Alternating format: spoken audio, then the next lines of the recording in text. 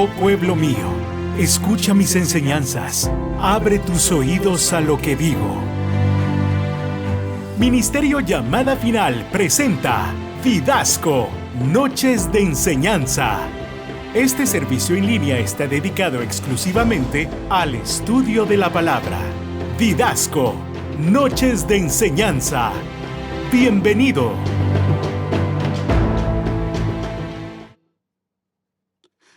Bendiciones, buenas noches, amados hermanos, amada audiencia de este programa Didasco. Esperamos que muchas bendiciones del Señor sigan siendo derramadas sobre cada uno de ustedes, de sus hogares, de sus familias. Bueno, yo estoy aquí acompañándoles en esta noche. Mi nombre es Reinaldo Renderos y es para mí un privilegio poder llegar allí a sus hogares, poder llegar allí en el lugar donde usted se encuentre. Recuerde compartir esta transmisión con otros, con familiares, con amigos, para que seamos bendecidos, ya que la palabra de Dios es viva y es eficaz. La palabra de Dios, el Señor Jesús dijo en una oportunidad a sus discípulos, las palabras que yo les he hablado son espíritu y son vida. Cada palabra que salió de la boca de nuestro Señor lleva el poder para dar vida, para fortalecer, para bendecir. Así que es un placer para mí acompañarles y le he titulado a esta meditación Pablo y Silas cumpliendo la gran comisión. Usted sabe que allá en el Evangelio de Mateo, en el capítulo 19, el Señor habló a sus discípulos ya para irse de esta tierra. El Señor le da instrucciones finales a los discípulos y les dice: vayan por todo el mundo y prediquen el evangelio y hagan discípulos de todas las naciones. Pablo, que fue un apóstol que no anduvo con el Señor, sin embargo, en obediencia, Pablo, su ministerio, él vivió cumpliendo la gran comisión, lo que Jesús había establecido.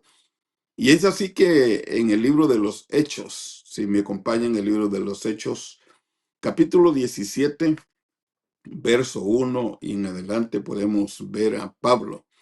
Y en el verso 1 del capítulo 17 dice la Biblia: después de pasar por Anfípolis y Apolonia, llegaron a Tesalónica. Está hablando de Pablo y Silas. Los apóstoles del Señor, como Pablo, Pedro, Juan, todos los apóstoles, la vida de ellos después de que conocieron al Señor, la vida de ellos fue trabajar para el reino. Ya no tuvieron tiempo para para distraerse mientras vivían en esta tierra. Vivieron para el reino de Dios, vivieron predicando el evangelio, vivieron llevando ese mensaje de salvación y salvaron miles de almas. Entonces vemos a Pablo y a Silas. Dice que llegaron a Tesalónica, donde había una sinagoga de los judíos. El cumplir con la gran comisión, el evangelizar y el hacer discípulos, eso conlleva sufrimiento, muchas veces oposición. Dice que ahí en Tesalónica había una sinagoga de los judíos. Si algo tuvieron que los apóstoles, los 12 apóstoles del Cordero, los discípulos en el libro de los Hechos, la iglesia del principio, tuvieron que trabajar fuerte, muy fuerte, para convencer al pueblo judío de que aceptaran a Jesús como el Mesías, porque Israel, el pueblo judío, conocían al Padre, tenían conocimiento del Padre, les dio la ley, tenían conocimiento del Espíritu Santo. El problema para los judíos era Jesús. Y así es que Pablo llega a Tesalónica, donde hay una sinagoga de los judíos.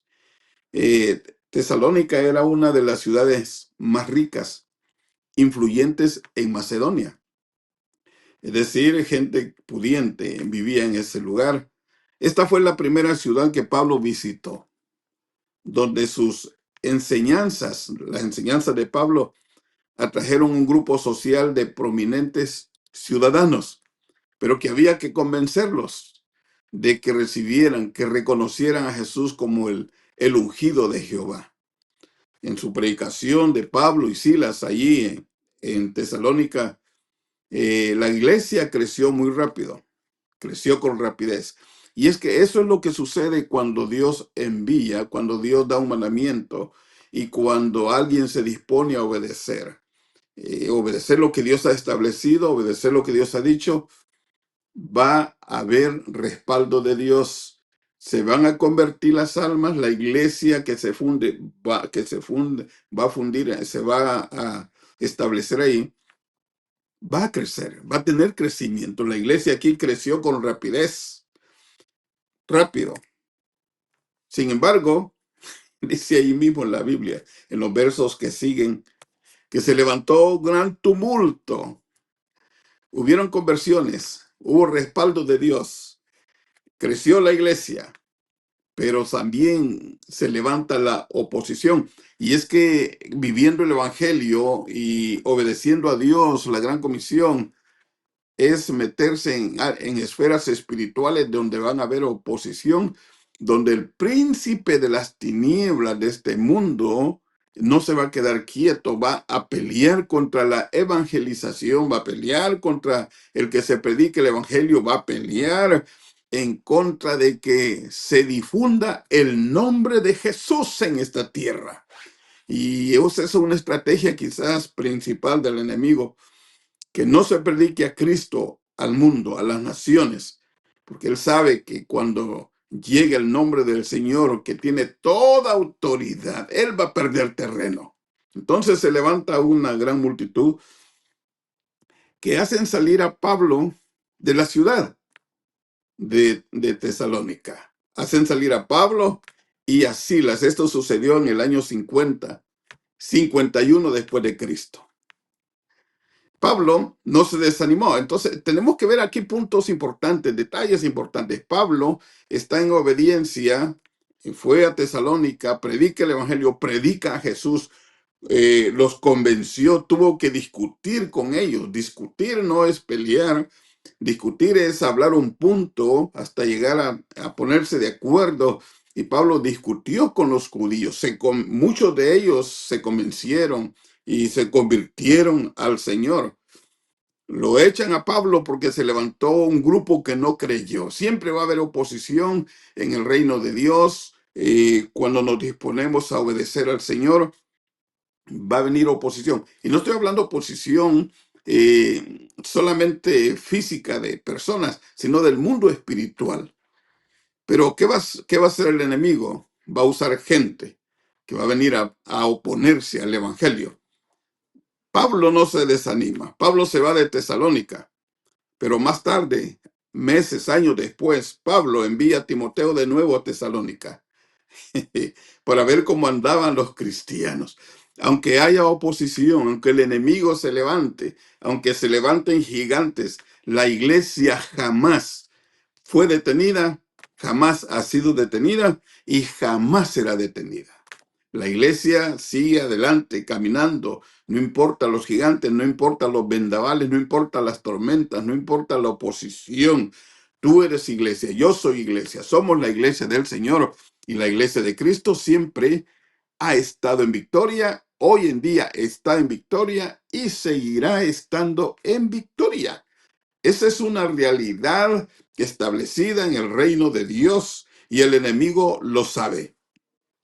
Entonces Pablo envía a Timoteo nuevamente para ver cómo están los cristianos. El trabajo nuestro es velar por la iglesia de Dios, velar por el pueblo de Dios, velar unos por otros, velar, hermanos amados, realmente tenemos que unirnos en el sentir de Cristo, el sentir que tuvo nuestro Señor, el sentir que el Señor derramó y puso en el corazón de sus discípulos, velar unos por los otros, los que creemos en Jesús, los que creemos en el Padre, los que creemos en el Espíritu Santo, debemos de velar entre nosotros, cuidarnos y ver cómo estamos, alentarnos, darnos ánimo, hermanos amados, que no nos gane la batalla el enemigo, que no nos engañe, haciendo lo contrario, porque a veces en lugar de ayudarnos, como que queremos detenernos unos a otros, y no es así el asunto. Pablo envía a Timoteo para ver cómo están los hermanos, pero no se queda Pablo solamente allí. Poco después de haber enviado a Timoteo, Pablo escribe la primera carta a los tesalonicenses, a Tesalónica, de esta iglesia misma. Envía la primera carta, envía la segunda carta a los tesalonicenses. Es decir, dos cartas a los creyentes que le envía a Tesalónica. ¿Cuál es el propósito de enviar las cartas a Tesalónica, a los tesalonicenses? Para animarlos.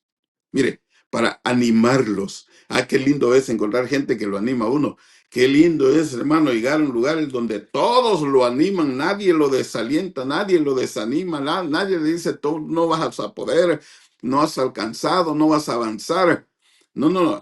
Las cartas, la palabra, la enseñanza debe de ser animarnos unos a otros. Y yo en esta noche quiero decirte que no te desanimes, sigamos adelante, que nuestra redención está muy cerca, que el príncipe de los pastores está por venir. Hoy estamos más cerca que nunca, así es que fortalezcámonos en el Señor. Como dice la Biblia, fortalezcámonos en el Señor y en el poder de su fuerza. Que podamos vivir el cristianismo con la fuerza, la fortaleza del Señor, el poder de Dios, la guianza, el Espíritu Santo y nosotros operando. No te desanimes. Pablo les escribió para animarlos y que se mantuvieran fieles, que se mantuvieran fieles. Qué importante es la fidelidad. Fieles. Dios es fiel. Jesús es fiel. El Espíritu Santo es fiel. La palabra de Dios es fiel. Ninguna palabra que Dios ha dado, ninguna promesa del Señor va a caer a tierra. Dios es fiel. Ahora requiere que nosotros, hombres y mujeres, seamos fieles. Fieles a lo que Dios nos ha dado a través de la Biblia, esos 66 libros donde están sus enseñanzas, sus preceptos, sus mandamientos, la voluntad de Dios plasmada en la Biblia, las enseñanzas del Señor Jesucristo. Necesitamos mantenernos fieles, amados hermanos, no viendo ni a la derecha ni a la izquierda. ¿Cómo nos vamos a mantener fieles? Poniendo la mirada en Jesús, el autor y el consumador de la fe, el cual jamás, nunca te ha fallado, ni te va a fallar, no fallará el Señor. Él permanece fiel, Dios es fiel, el Señor Jesucristo permanece fiel. Así es que Pablo anima a los tesalonicenses a mantenerse fieles. Pero otro punto importante, animándolos a mantenerse fieles. Y luego dice, y rechazar. Oiga, esto es importantísimo, hermanos amados. Rechazar el mensaje de los falsos maestros. Entonces quiere decir que en el tiempo de Pablo, el apóstol Pablo, en el tiempo del apóstol Pedro, del apóstol Juan y todos los demás apóstoles que estaban vivos, ya habían falsos maestros. Oiga, qué terrible. Y es que la oposición del enemigo, bueno, el enemigo no descansa, el enemigo viene de siglos en siglos atrás. Ya cuando el Señor puso a Adán y a Eva en el Edén, el enemigo ya andaba rondeando la tierra, rodeando la tierra. Estuvo pendiente cuando Dios creó a Adán y a Eva, ahí estaba el enemigo. Y él viene desde tiempos que nosotros no conocemos.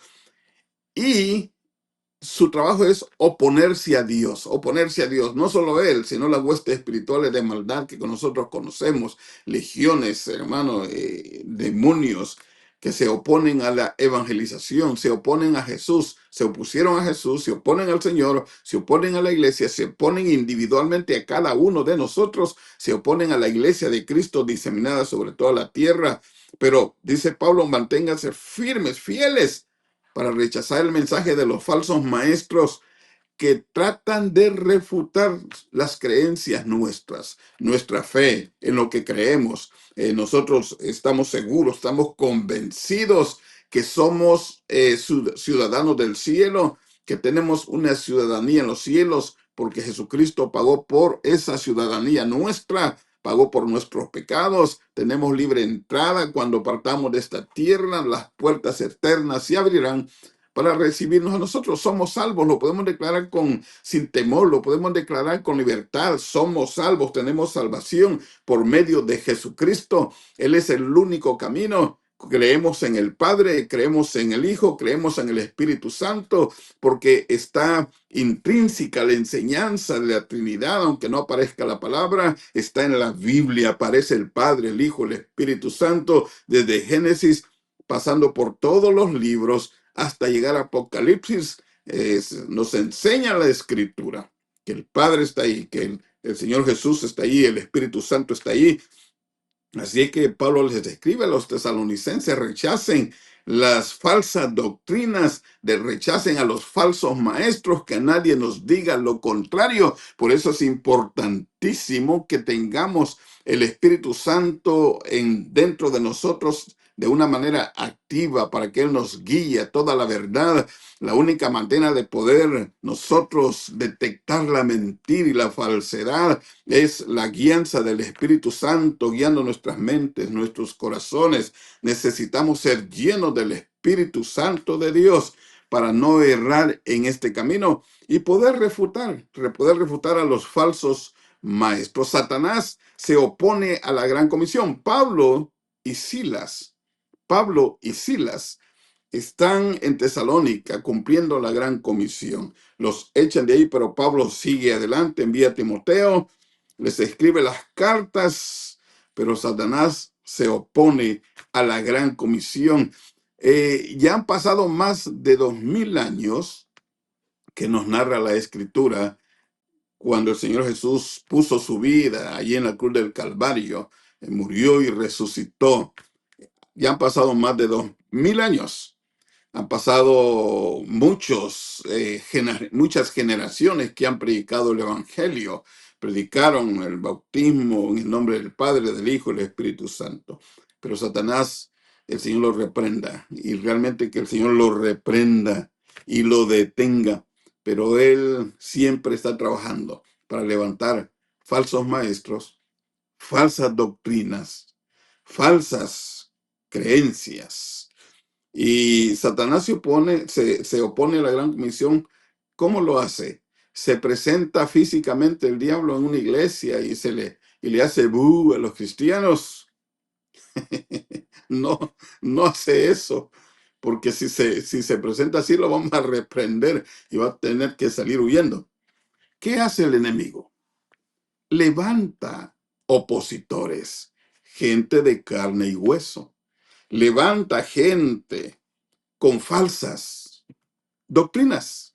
Ya habían falsos maestros en el tiempo de Pablo. Y Pablo tuvo que escribirle no solo a la iglesia de Tesalónica, tuvo que escribirle a las iglesias que Pablo fundó, que defendieran la sana doctrina, que defendieran la palabra que el Señor, que no aceptaran falsos maestros ni otras enseñanzas. Es más, Pablo dice la Escritura que Pablo dice que si un ángel del cielo o viene a anunciarles otro evangelio, eso quiere decir que hay la posibilidad de que ángeles que no son de Dios vengan a dar mensajes. Y sí, se aparece y se le aparece a alguien y le hable a alguien, pero no era un ángel de Dios. Hay ángeles caídos. Hay demonios, hay seres espirituales que se oponen a Dios, se oponen a la iglesia, se oponen a Jesús, porque el problema para la humanidad y el problema para el mundo satánico, el problema para el reino de las tinieblas se llama Jesús. Porque Él los venció, porque Él los derrotó, porque Él los ató, porque Él los echó fuera, porque Él es el Rey de Reyes y Señor de Señores, y ellos lo saben. Y hay que detener la promulgación de que Cristo es Rey. Esa es la estrategia del enemigo. Entonces levanta opositores. ¿Cómo los usa? Con falsas doctrinas, enseñando, tergiversando, torciendo la Escritura. El enemigo es experto en decir verdades, pero en medio de la verdad va la mentira.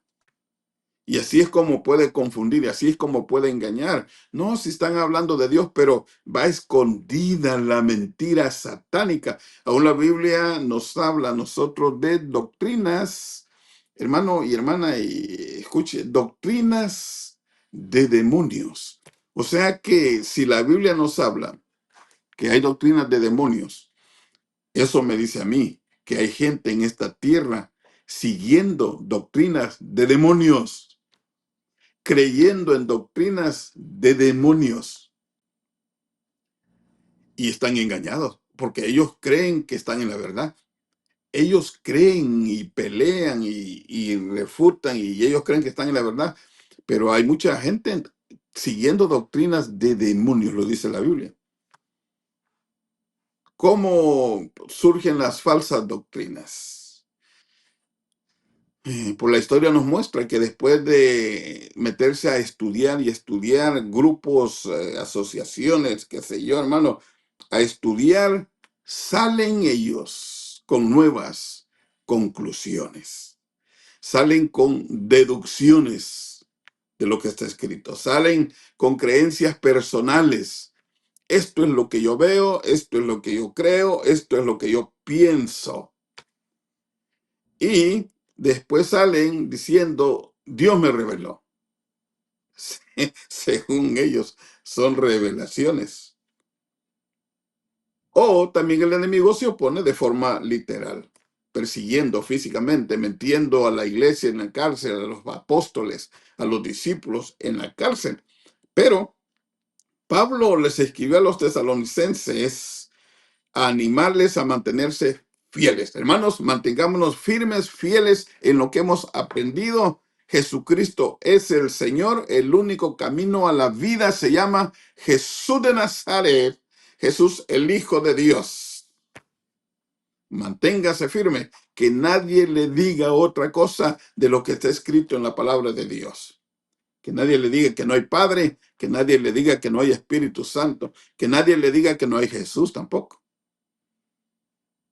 Porque buscando un poquito en la historia, hace 2000 años que el Señor nos dio su evangelio, o un poquito más de 2000 años. Pero en 1830 a alguien se le ocurrió allá en Nueva York y se levanta con nuevas doctrinas por un Joseph Smith allá en Nueva York. Y son iglesias que hoy en día han causado mucho daño a la humanidad. Una de las características de las falsas doctrinas, ¿sabe cuál es? Y póngale atención a esto.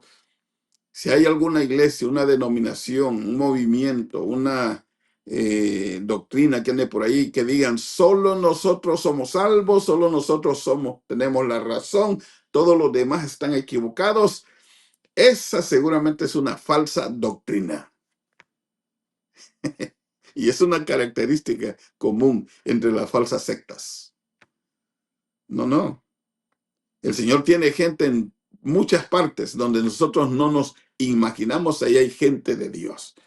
En 1938, en 1830, después casi de 1800 años, aparece alguien a cambiar lo que Dios ha dicho, a cambiar la doctrina de que Jesús nos dio. ¿Y por qué insistir en esto? Porque en la gran comisión en Mateo 28, dice, vayan y hagan discípulos de todas las naciones, bautizándolos en el nombre del Padre, del Hijo, del Espíritu Santo. Y esto es hacer discípulos, bautizándolos y enseñándoles. Pero hacer discípulos no es enseñar cualquier cosa. Hacer discípulos es enseñar a la gente que obedezcan a Jesús, que obedezcan los mandamientos del Señor, que obedezcan lo que Jesús dijo, no lo que dice fulano, no lo que dice fulana, no lo que dice tal personaje. Lo que dice Jesús, eso es hacer discípulos. Por eso es importante la enseñanza. Es importante. Eso sucedió en 1830, se levanta Joseph Smith. Después, en 1840, se levanta Elena de White, fundando otra según Iglesia de Cristo, pero no. Con otras doctrinas también. En 1800, mire, de 1830 a 1840, 10 años después, aparece esta otra iglesia, del séptimo día, por cierto, y con doctrinas diferentes. En 1870 aparece Charles Taze Russell. Ahora cambian y dicen, Jesús, dicen ellos, no es Dios. Vaya. ¿Por qué? Porque a alguien se le ocurrió en 1870 cambiar la doctrina, cambiar la creencia, cambiar lo que Jesús dijo. Ahora yo pregunto algo, porque quienes defienden estas doctrinas, bueno, las defienden. Y en 1870 aparece este Charles Taze Russell, y en 1914, ya casi 2000 años después, aparece Frank Edward diciendo que no hay Padre y que no hay Espíritu Santo, solo Jesús.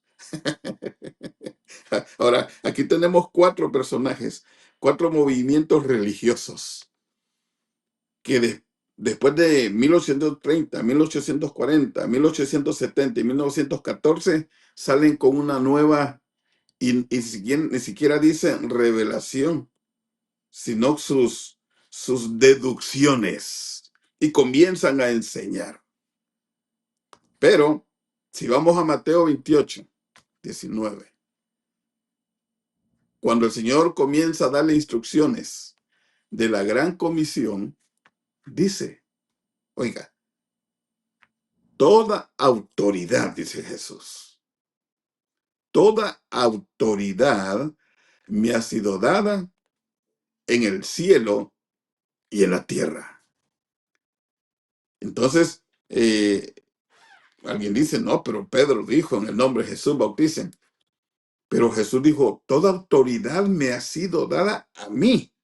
Yo soy la máxima autoridad en el cielo, en la tierra y debajo de la tierra. ¿Podía Pedro, que recibió autoridad de Jesús, cambiar la autoridad de la máxima autoridad? ¿Pasar sobre la autoridad máxima podía Pedro? Hermano, es increíble que creamos que algunos piensan que sí. Y Pedro, ahora, estos 4 personajes de estas 4 sectas que le mencioné de 1830, 1840, 1870 y 1914, ¿qué autoridad tienen para cambiar lo que Jesús dijo en Mateo 28? Pregunto, ¿qué autoridad tienen para cambiar lo que dijo la autoridad máxima, que es nuestro bendito Salvador? Entonces Pablo les escribe, por eso Pablo y los apóstoles, nosotros vemos las cartas en el libro en la Biblia, las cartas que escribieron los apóstoles, muchas de ellos dan instrucciones a mantenerse firmes, a que se mantengan y peleen contra esos falsos maestros, contra los falsos aún. Hermano, es increíble y debemos de tener claro esto. Si aún se levantarán algunos diciendo yo soy el Cristo. ¿Qué le parece? Es para mantenernos firmes. Por favor, leamos la Biblia. Hermano, lee la Biblia. Hermana, lee la Biblia. No nos mantengamos solamente escuchando mensajes y sermones. Leamos la Biblia. Y es más, es un mandamiento del Padre que le dio a Josué, que le dijo que no se apartara del libro de la ley.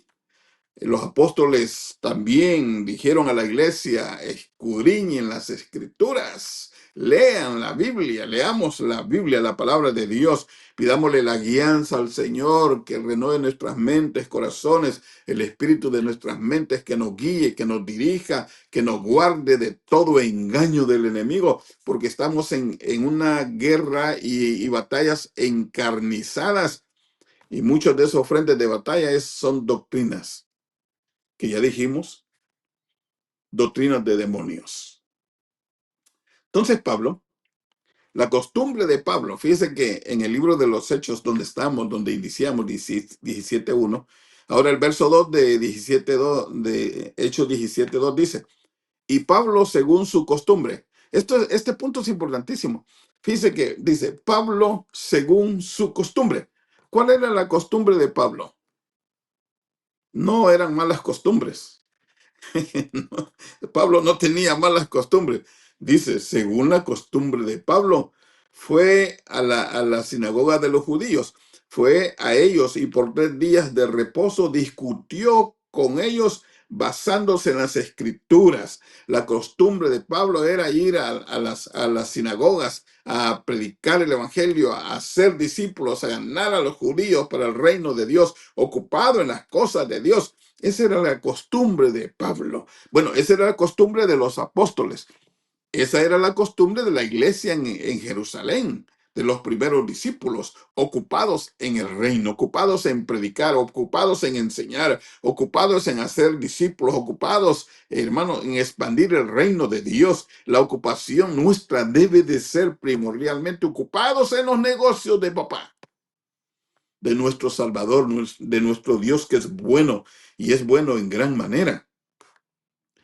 Pablo discutía en los días de reposo, discutió con ellos basándose, mire, por eso es importante.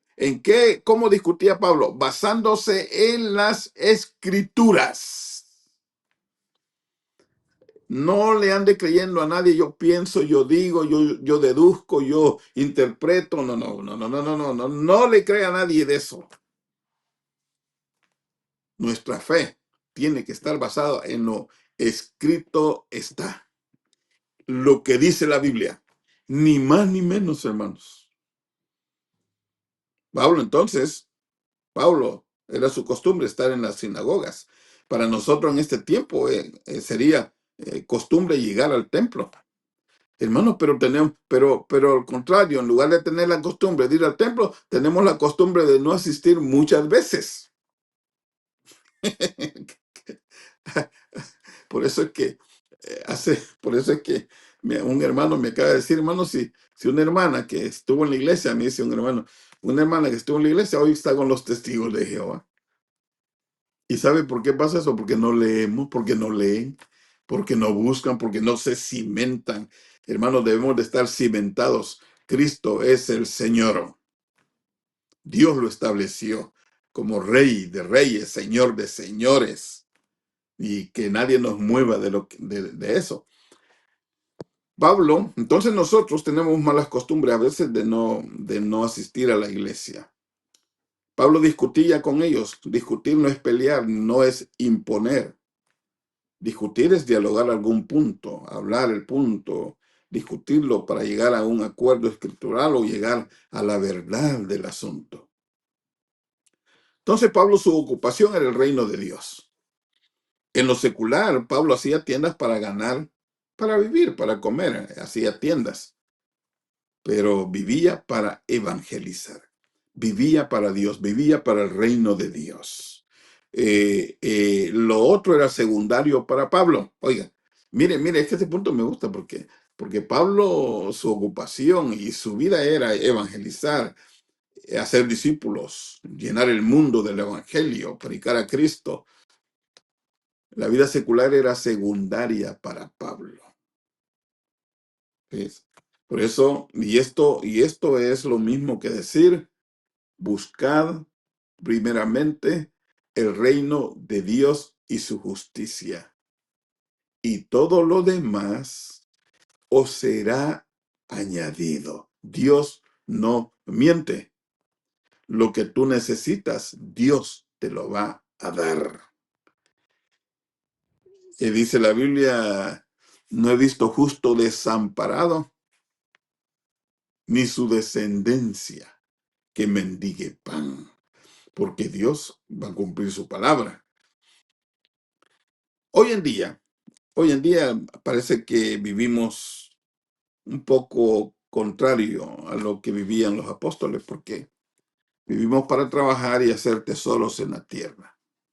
Y el tiempo que nos queda libre, vamos a la iglesia. Como que las prioridades se han cambiado un poco. Y fue el Señor. Oiga, y es que por favor pongámosle atención a la palabra, porque fue Jesús quien dijo, no os hagáis tesoros en la tierra. Y también nos habla del engaño de las riquezas. Hechos capítulo 17, verso 3. Hechos 17:3 dice, hablando el apóstol Pablo, explicando, decía, cuando estaba discutiendo con los judíos, explicando y presentando evidencia de que era necesario que el Cristo, sigue hablando de Jesús. ¿Se da cuenta usted? Venimos verso 1, 2, 3. Pablo no ha dejado hablar del Señor Jesucristo, explicando y presentando evidencia de que era necesario que el Cristo padeciera y resucitara de entre los muertos, y diciendo, este es Jesús, a quien yo os anuncio. Él es el Cristo. Si algo no debemos de perder de vista y sacar de nuestros corazones este pensamiento, conocimiento, que el Señor Jesucristo murió y resucitó. El Cristo que yo conozco y el tuyo está vivo, sentado a la diestra del Padre. A la diestra del Padre, no está solo. Intercede por nosotros. ¿Delante de quién? Delante del Padre. Por eso que nadie te diga que no hay Padre. Ahí está en la Biblia. Ahí está en la Escritura. Intercede por nosotros delante del Padre. Así que el mensaje nuestro debe de ser Jesús. Dar a conocer al mundo a Jesús. Entonces, en este trabajo de Pablo y Silas, en la gran comisión de hacer discípulos, nuestra predicación, primordialmente, nuestra predicación y enseñanza debe siempre apuntar, señalar a Jesucristo. Hermano, debemos de hablar del Señor, debemos hacer que el mundo que no conoce a Dios, el Evangelio, conozcan a Jesucristo. Primordialmente hablar de Jesús como el único camino, como la única solución, porque así es, porque no hay otro camino para llegar al Padre, al cielo, ser salvo. Por eso es importante que cada ser humano conozca que Jesucristo es el Señor. Nuestra predicación y enseñanza debe siempre apuntar a Jesús, señalar a Jesucristo. Hermano, me llama la atención porque Juan el Bautista, usted sabe que su ministerio duró seis meses. Y Jesús, cuando habló de Juan el Bautista, el Señor Jesús dijo, de entre los nacidos de mujer, no ha habido nadie más grande que Juan el Bautista. El profeta más grande fue Juan el Bautista, con un ministerio de 6 meses, y Elías y Eliseo y todos los profetas. Ajá, pero mire el mensaje de Juan. ¿Cuál fue el mensaje de Juan? Detrás de mí viene uno que es más poderoso que yo, al cual yo no soy digno de desatar la correa de su calzado. Él los bautizará con Espíritu Santo y fuego. Y el mensaje de Juan es, he ahí el Cordero de Dios que quita el pecado del mundo. Para ser discípulos, para cumplir la gran comisión y la evangelización, es señalar al Salvador, es señalar a la solución, es señalar al que tiene todo el poder y toda la autoridad. Él es el que va a salvar al mundo. Necesitamos dar a conocer a Jesús. Enseñarle a la gente que Jesús es el Hijo de Dios, el unigénito del Padre, el primogénito del Padre, el que tiene toda la autoridad. De modo que la gente debe saber que Jesús es el ungido de Jehová. Se sabe que hoy en día hay un sector de judíos, un grupo de judíos que se le llaman judíos mesiánicos, que han aceptado, han conocido que Jesús es el Señor, pero la mayoría no. Y ellos necesitan saber, pero el mundo necesita saber. ¿Por qué el mundo necesita saber que Jesús es el ungido de Dios, el ungido de Jehová, el Hijo de Dios, el Salvador del mundo?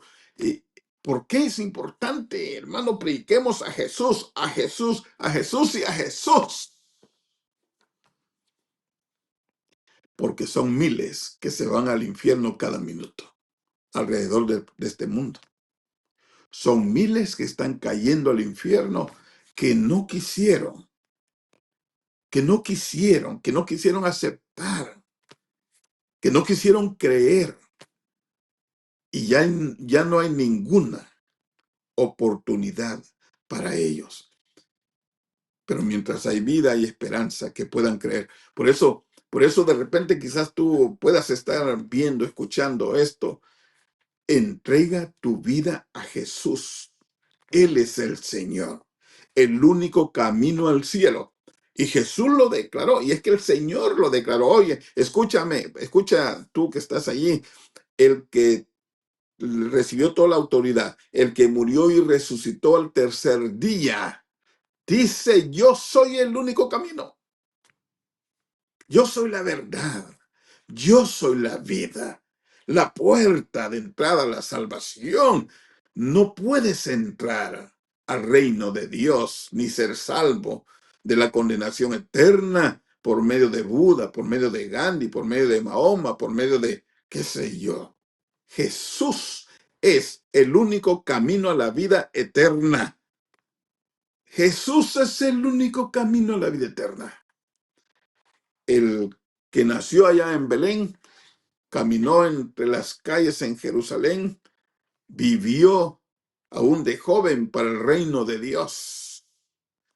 Y al final dice el Señor, nadie me quita la vida, yo la pongo y la vuelvo a tomar.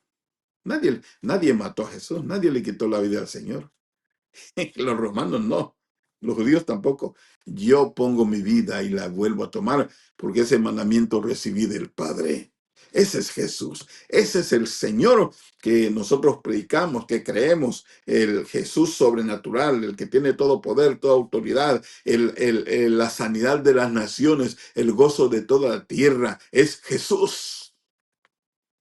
El que nos da estabilidad emocional, el que nos da paz, el que nos da gozo, el que nos da esperanza, el que nos tiene tranquilos en esta tierra, gozándonos de esta vida aquí en esta tierra, pero con su presencia en la vida nuestra.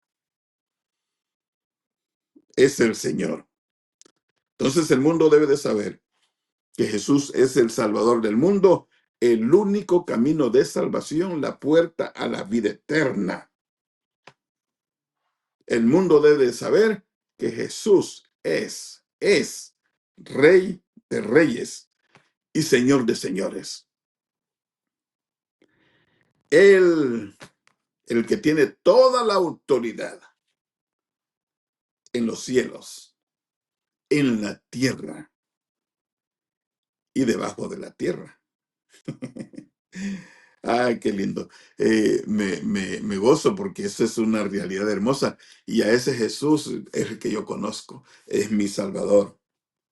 Es mi Señor. Lo amo como Él me ama a mí. Lo puedo sentir. Lo he sentido. Lo seguiré sintiendo. Él es real. El Señor es real. Y nosotros hoy en este tiempo que estamos viviendo, 2025, que ya casi termina, podemos dar testimonio y somos testigos del poder de Dios, de la realidad de nuestro Salvador, que nos ha hablado muchas veces, nos ha sanado, nos ha tocado, nos ha dado fuerza, nos ha visitado. Lo sentimos, no solo creemos, lo sentimos. Muchas veces nos ha hablado internamente, nos ha hablado en sueños, nos habla a través de otros vasos. Esto es maravilloso. Mi Cristo está vivo y el tuyo. Mi Cristo tiene poder y el tuyo. Mi Cristo tiene toda autoridad. Nadie puede pasar sobre la autoridad del Cristo de la gloria y venir a levantarse creencias diferentes y doctrinas diferentes a lo que Jesús estableció. Debemos de estar firmes. Entonces Pablo y los apóstoles trabajaron para eso. Cuando Pablo habló en las sinagogas, fíjese, cuando Pablo habla en las sinagogas con los judíos, partió de una manera sabia, partió de los escritos del Antiguo Testamento, que es lo que conocían los judíos, el Antiguo Testamento, la ley, y explicó cómo el Mesías cumplió lo que decía el Antiguo Testamento, la ley. Entonces Pablo fue de lo conocido a lo desconocido. Es decir, el primero les habló de la ley y les demostró, miren esto cumplió Jesús, por eso Él es el Mesías. Y lo llevó de lo conocido a lo desconocido, que Jesús era el Mesías. Y ellos atendieron. Y esa puede ser una buena estrategia para que nosotros evangelicemos. Cuando testificamos de Cristo, debemos empezar donde la gente está, su fe, su creencia. Yo creo esto, entonces de ahí partir y presentarles al Señor, que es el único, que es la verdad. ¿Quién es Jesús? Porque estamos hablando que la gran comisión es ir a ser discípulos, pero enseñándoles a guardar lo que Jesús mandó. ¿Quién es Jesús? Isaías 9:6, la ley, fíjense, hermano. Por eso Pablo fue del Antiguo Testamento y convenció a los judíos. Y la ley decía, y no sé si Pablo les enseñó esto a ellos, Isaías 9:6, este es Jesús. ¿Quién es Jesús? Porque un niño nos ha nacido. Un hijo nos ha sido dado. Y la soberanía reposará sobre sus hombros. Está hablando de Jesús. Esto es mesiánico. Y se llamará su nombre Admirable Consejero. Pregunto, ¿dio el Señor Jesús consejo a la humanidad? Hermanos, 4 evangelios, donde se narra todo lo que Jesús habló. Y es más, hay un apóstol que escribe y dice que si se escribiera en libro todo lo que Jesús habló y dijo y realizó, dice que no cabrían los libros en el mundo. O sea, fue tanto. Por eso se llamará Admirable Consejero. Y hoy sigue dando consejos y hoy Jesús aconseja a la humanidad, crean en mí, crean al que me envió. Crean en mí, yo soy el Salvador, yo soy la puerta, yo soy el camino, yo soy el pan de vida, la luz del mundo. Debemos de poner y te aconseja a ti, si no crees en Jesús, te está aconsejando. Cree. Se llamará su nombre Admirable Consejero. También dice Isaías 9:6, se llamará su nombre Admirable Consejero, Dios Poderoso. ¿Vale? Hermano, Dios Poderoso.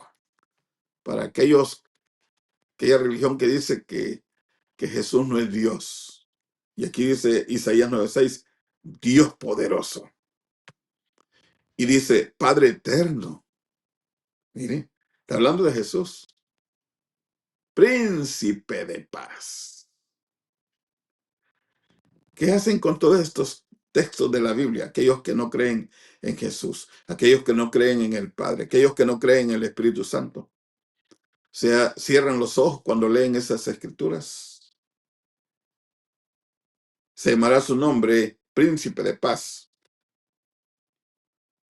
Entonces dice Mateo 28:18. Y acercándose Jesús les habló diciendo, toda autoridad me ha sido dada en el cielo y en la tierra. ¿Quién es Jesús? Ya le leí Isaías. Filipenses 2:9. ¿Quién es Jesús? Recuerde que la evangelización es dar a conocer al Señor. Y dice Filipenses 2:9, por lo cual Dios también le exaltó hasta lo sumo, hablando del Señor Jesús.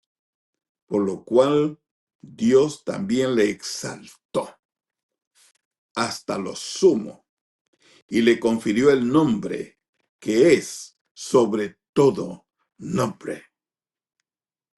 Nombre sobre principados, nombre sobre poderíos, nombre sobre autoridades, nombre sobre gobernadores, sobre todos. Le exaltó hasta lo sumo. ¿Qué quiere decir? Que no hay nada, nadie más arriba. No hay un rango mayor. Jesús, Dios le exaltó hasta lo sumo. El creador de los cielos y de la tierra, el que formó todas las cosas, dice, bauticen en nombre del Padre, del Hijo y del Espíritu Santo, pero en 1840, 30, vienen a decirnos que no. Oye, hermano, ¿a quién le creemos? ¿A Jesús o a estos que se sacaron sus doctrinas de la manga, hermanos? ¿Qué hacemos? Dice, por lo cual Dios también le exaltó hasta lo sumo, Filipenses 2:9, y le confirió el nombre que es sobre todo nombre, y está sentado a la diestra del Padre. Allí está nuestro bendito Jesús, viendo la humanidad. Verso 10 de Filipenses 2, verso 10. Para que al nombre de Jesús,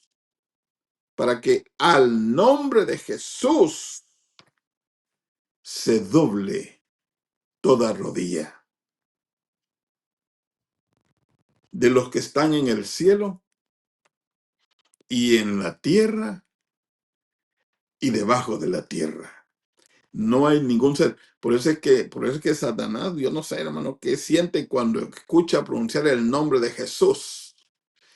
Es un martirio, hermanos amados, se sienten mal, no pueden soportar el nombre de Jesús. Por eso tú y yo, donde quiera que estemos, hablemos de Jesús. Jesús es el Señor, Jesús, nuestro Salvador, Jesús de Nazaret, Jesús, el Hijo de Dios, Jesús, nuestro Creador, Jesús, hermano, Él es todo para nosotros.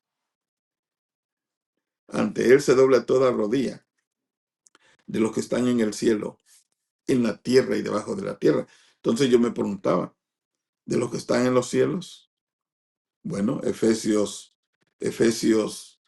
habla de gobernadores en las regiones celestes, potestades, principados, autoridades, y hay creaciones de Dios en los cielos, legiones de ángeles, muchos ángeles que aman a Dios, que le sirven a Dios, pero hay ángeles opositores también. Hermano, y no se asombre que lo que estamos viendo y oyendo hoy en día en la humanidad, los gobiernos ya están desclasificando lo que ellos tienen de visitantes fuera de la tierra. Ya están hablando. Ya hay mucha evidencia, no pueden esconderlo.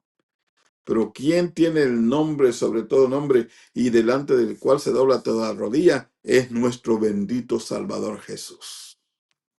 Por eso nadie tenga miedo, ni hermano, nadie se sienta, ay hermano, ¿qué va a pasar? No, no, no. Mi Señor, el que yo tengo, delante de Él se dobla toda rodilla, de aunque vengan de afuera. Todos se doblan delante de mi Señor Jesucristo. Entonces, de los que están en los cielos, de los que están en la tierra. Hoy en día no todos doblan su rodilla delante del Señor. No, la humanidad sigue peleando en contra del Cristo, del Señor de la gloria. Satanás es el príncipe de este mundo. El mundo está bajo tinieblas, está bajo la potestad de las tinieblas. Por eso la gente no cree, porque la gente pelea, la gente persigue la iglesia, la gente persigue a los cristianos, queman las iglesias, los templos, están hablando en contra, maldicen el nombre de nuestro bendito Salvador. Pero ya va a haber un día de estos.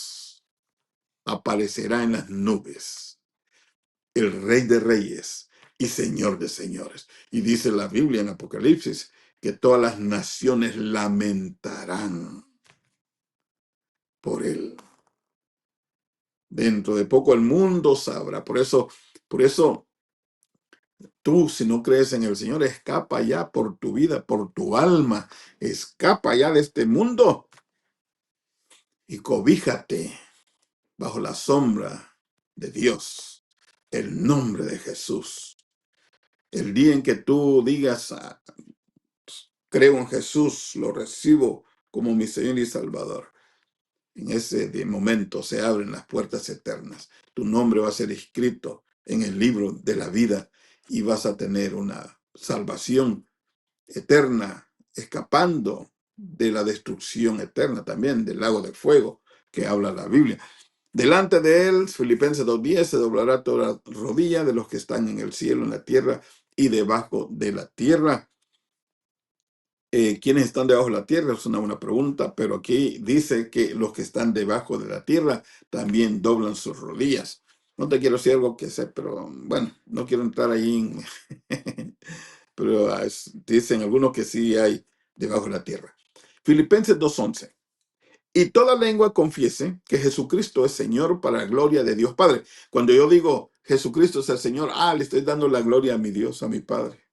Oiga, con solo decir Jesús es el Señor, estoy dando gloria a Dios. Colosenses 1:15, ¿quién es Jesús? Colosenses 1:15, Él es la imagen de Dios invisible. Ese es Jesús, el primogénito de toda creación. Ese es Jesús, porque en Él fueron creadas todas las cosas, tanto en los cielos como en la tierra, visibles e invisibles, ya sean tronos o dominios o poderes o autoridades. Todo ha sido creado por medio de Él y para Él. Ese es Jesús. Verso 17 de Colosenses 1. Y Él es antes de todas las cosas. Las cosas, y en Él todas las cosas permanecen. ¿Quién es Jesús? Apocalipsis 19:11 dice, y vi el cielo abierto, y aquí un caballo blanco, y el que lo montaba se llama Fiel y Verdadero. Ese es Jesús. No pensemos en Jesús en la cruz, no pensemos en Jesús allá en las calles, en Jerusalén, golpeado. No, este es Jesús. Damos gracias a Dios por todo lo que Él padeció y su sangre derramada, pero Él es Jesús. Verso 12 de Apocalipsis 19 dice, sus ojos son como llama de fuego. Sobre su cabeza hay muchas diademas. Ese es Jesús. Tiene un nombre escrito que nadie conoce sino Él. Verso 13. Y está vestido de un manto empapado de sangre y su nombre es el Verbo de Dios. Verso 14. Y los ejércitos que están en los cielos, vestidos de lino fino, blanco y limpio, le seguían en caballos blancos. Ese es Jesús. Verso 15. De su boca sale una espada afilada para herir con ella a las naciones y las regirá con vara de hierro. Y él pisa el lagar del vino del furor de la ira de Dios Todopoderoso. Así es que, humanidad, usted que no conoce al Señor, iglesia de Dios, nosotros mantengámonos firmes y fieles, pero por la humanidad todavía hay esperanza, todavía hay tiempo para que escapes de la ira venidera. Y en su muslo, el verso 16 de Apocalipsis 19, verso 16, y en su manto, y en su muslo, tiene un nombre escrito, Rey de Reyes y Señor de Señores. Maravilloso. Rey de Reyes y Señor de Señores. Entonces se van a doblar todas las rodillas en esta tierra. ¡Qué maravilloso! ¿Cómo no vamos a admirar al Señor? Apocalipsis 1:18. ¿Quién es Jesús? Es el que vive, dice, y el que vive y estuve muerto, y he aquí estoy vivo por los siglos de los siglos. hermano amado, publicó triunfando sobre ellos, bueno, por los siglos de los siglos, y tengo las llaves de la muerte, del Hades, de la muerte y del Hades. Oiga, tengo las llaves de la muerte y del Hades. Colosenses 2:15, y habiendo despojado a los poderes y autoridades, hizo de ellos, hablando de Jesús, un espectáculo público, triunfando sobre ellos por medio de él, del Señor Jesús en la cruz del Calvario. Todos nuestros enemigos espirituales, el príncipe de las tinieblas y todos los poderes negativos, ya mi Señor triunfó sobre ellos en la cruz del Calvario. Esa es nuestra victoria. La victoria de Cristo Jesús en la cruz es mi victoria. Por eso, tú y yo podemos declarar hoy en día, somos más que vencedores por medio de aquel que nos amó. Tú y yo somos más que vencedores.